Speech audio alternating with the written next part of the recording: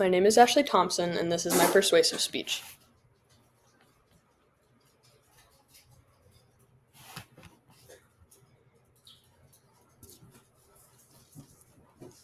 What's something more ironic than arguing that social media is destroying society through a video posted on social media? Social media was created to communicate with friends, make connections, and learn new things, yet somehow it is diminishing the quality of our lives.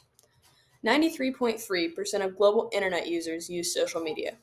I can guarantee that you use some form of social media, whether it's Instagram, Facebook, Twitter, or YouTube.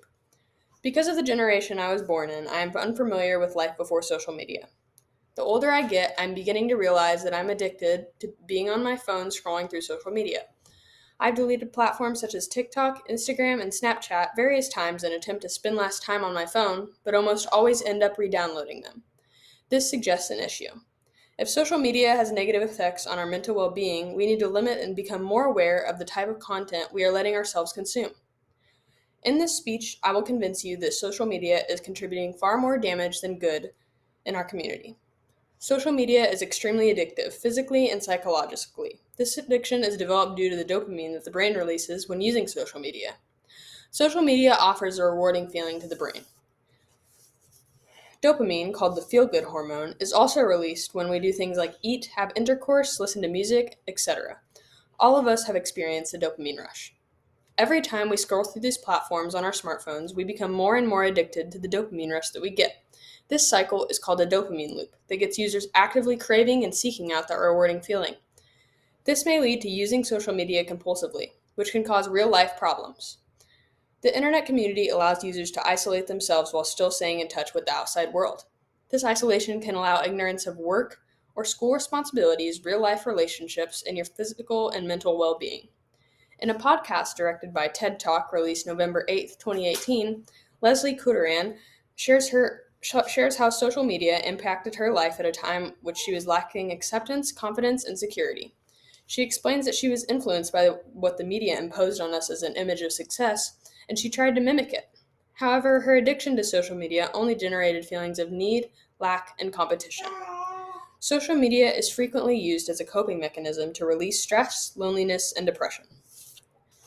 One reason that social media is not a very healthy or stable coping mechanism is because it can be a very toxic environment.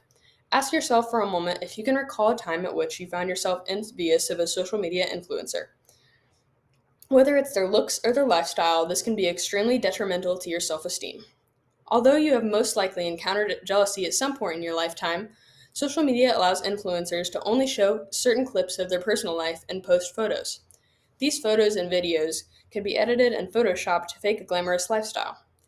This is how social media creates an environment where disordered thoughts and behaviors thrive. An interview released by ABC News on November 7th, 2017, allows a few teen girls to share their experience with social media. In the interview, they explain how social media can alter your body image and doubt your self-worth. Social media can be especially dangerous to young children and preteens.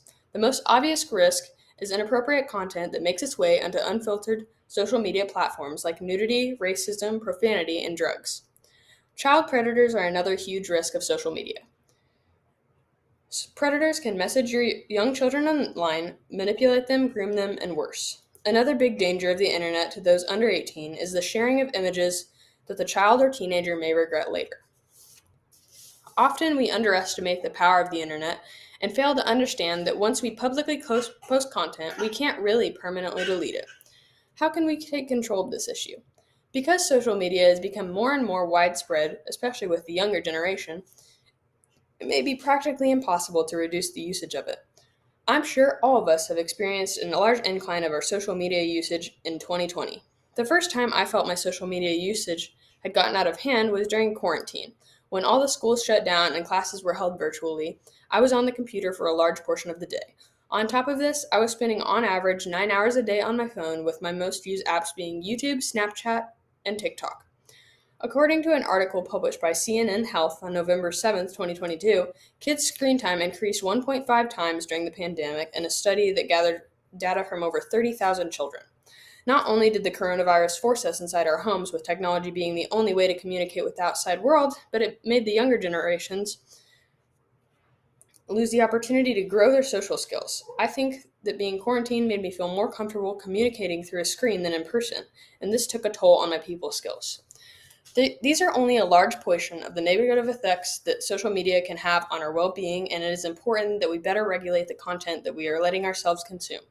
In this speech, I've educated you on the dangers of social media and how quickly you may become addicted. It is up to the young and upcoming generations to make an effort to end instruction caused by social media.